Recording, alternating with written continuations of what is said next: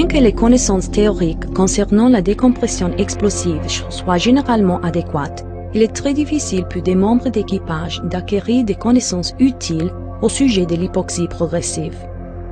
En cas de décompression lente de la cabine, l'éventualité que les membres d'équipage non formés ne reconnaissent pas les symptômes de l'hypoxie à temps pour réagir de façon appropriée constitue un danger bien réel.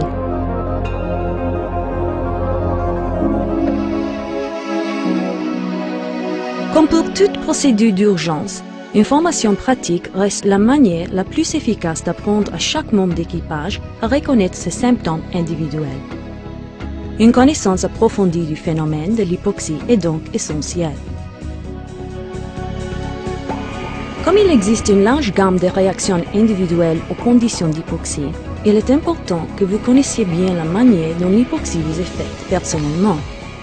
À une altitude de 25 000 pieds, vous disposez normalement de moins de 3 minutes pour reconnaître les symptômes de l'hypoxie et y réagir. Et évidemment, votre temps de conscience utile diminue à mesure que l'altitude augmente. Il est donc important que les individus les plus sensibles puissent alerter le plus vite possible les autres membres d'équipage de leurs symptômes. Les réactions typiques peuvent être subtiles et comprennent. Des difficultés à se concentrer.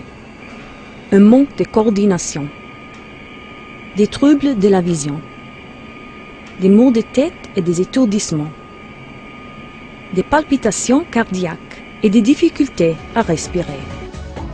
Les recherches ont démontré que les membres d'équipage ayant suivi une formation pratique à l'hypoxie sont davantage susceptibles de reconnaître les symptômes en vol à temps pour prendre les mesures nécessaires. D'où l'importance de la formation pratique. Il est important de ne pas oublier que la formation la plus utile pour les membres d'équipage est accomplie lorsque ceux-ci sont capables de prendre conscience de manière pratique de leur propre réaction à l'hypoxie. Cette expérience leur fournit évidemment les connaissances nécessaires pour prendre conscience de ce qui peut un jour leur arriver. Par conséquent, puisqu'ils en ont fait l'expérience lors de la formation, ils pourront reconnaître les symptômes si la même situation se produit lors d'un vol.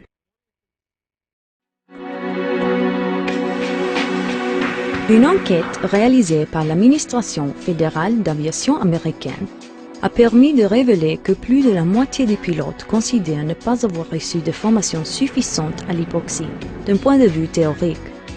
Et presque tous les pilotes ayant participé à l'enquête se disent prêts à suivre une formation pratique